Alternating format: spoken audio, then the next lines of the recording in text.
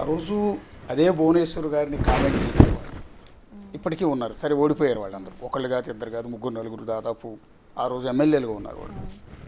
So వాళ్ళందరిపైన ఈ party action తీసుకోబోతోందా? అంటే లోకేష్ రెడ్ బుక్ అన్నారు, రెడ్ బుక్లో పేర్లు రాశానన్నారు, అది అన్నారు ఇది అన్నారు. కానీ ఇప్పటివరకు పార్టీ కార్యకర్తలు అందరిలో ఉన్న ఒక ఆలోచన, సోషల్ మీడియాలో జరుగుతున్న ప్రచారం కూడా చూస్తున్నాం, మీ వాళ్ళే పోస్టులు పెడుతున్నారు. రెడ్ బుక్ అన్నావు, ఏది రెడ్ బుక్ ఎక్కడ ఇంప్లిమెంట్ చేయట్లేదే? లోకేష్ అన్న మనకి భువనేశ్వరి గారు అమ్మలాగా అనుకుంటాం, తెలుగుదేశం పార్టీ కార్యకర్తలకి కానీ కార్యకర్తలు కాని వాళ్ళకి కూడా అమ్మలాగే అనుకుంటా ఉంటారు, పెద్ద ఆవిడ కాబట్టి. సో మనకంటే ముందు లోకేష్ అన్నకి భువనేశ్వరి గారు కన్న తల్లి, ఆయనకి బంధం ఉంటుంది. ఇప్పుడు మనం పార్టీ లీడర్గానే చూస్తాం లోకేష్ అన్నని, కానీ వాళ్ళిద్దరికీ పేగు బంధం ఉంది. మనమే భువనేశ్వరి గారిని అంటే ఇంత సఫర్ అయినప్పుడు కన్న కొడుకు ఎట్లుంటుందండి. అదే లోకేష్ అన్న పాలిటిక్స్లో లేకుండా బయట వాళ్ళు ఎవరైనా సరే లోకేష్ అన్న పరిస్థితుల్లో ఉంటే అన్న వాళ్ళ పరిస్థితి ఎట్లుంటుంది, మనమే లాగి పెట్టి కొడతాం మన పిల్లలనన్నా మన అమ్మనంటే. అలాంటి లోకేష్ అన్న ఊరికే ఉంటారని నేను అనుకోను. దానికి లీగల్గానే యాక్షన్ తీసుకుంటారు, రెడ్ బుక్ ఓపెన్ చేస్తారు, ఆల్రెడీ స్టార్ట్ అయింది. మాది ప్రతీకార రాజకీయం ఉండదండి తెలుగుదేశం పార్టీలో, ఈగోయిస్టిక్ పాలిటిక్స్ కానీ కక్ష సాధింపు రాజకీయం కానీ ఉండదు. కానీ తప్పు చేసిన ప్రతి ఒక్కరికి శిక్ష పడాలి. రేపొద్దునే కన్న తల్లి లాంటి అమ్మనంటే ఎలా వదిలేయమంటారు? ఎందుకు వదిలేయాలి? తప్పు చేసిన వాళ్ళకి శిక్ష పడి తీరాలి. అదే రెడ్ బుక్.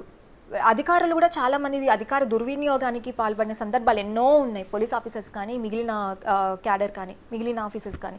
సో దానిలో రెడ్ బుక్లో క్లియర్గా రాసుకున్నారు, ఖచ్చితంగా లీగల్గా యాక్షన్ తీసుకుంటారు. లీగల్గా యాక్షన్ తీసుకోవడానికి ప్రాసెస్ స్టార్ట్ అయింది.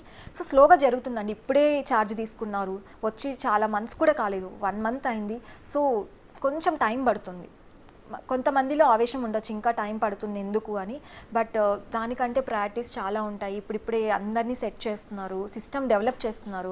ఆ సిస్టమ్ డెవలప్ అయిన తర్వాత నెక్స్ట్ ఖచ్చితంగా మమ్మల్ని ఎవరైతే టార్గెట్ చేశారో, ఒక కార్యకర్తను చంపేశారండి గొంతు కోసి, అలాంటి వాళ్ళని మేమెందుకు వదులుతామండి? తప్పు కదా, మర్డర్ చేయడం తప్పు.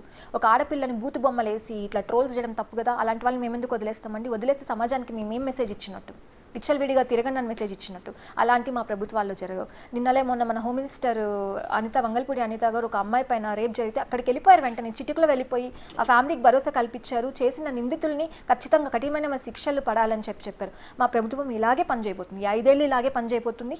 ఖచ్చితంగా వచ్చే నెక్స్ట్ టర్మ్లో కూడా ఇలాగే పనిచేయబోతుంది. వైఎస్ఆర్ కాంగ్రెస్ పార్టీలో పర్టికులర్గా వీళ్ళు మా హిట్ లిస్ట్లో ఉందా పేర్లు? ఎవరికైనా వార్నింగ్ ఇవ్వదలుచుకున్నారా? Yeah, first hit list Kodali Nani. ఎందుకంటే బూత్ చరిత్రని స్టార్ట్ చేసింది ఆంధ్ర రాష్ట్ర రాజకీయంలో కొడాలి నాని.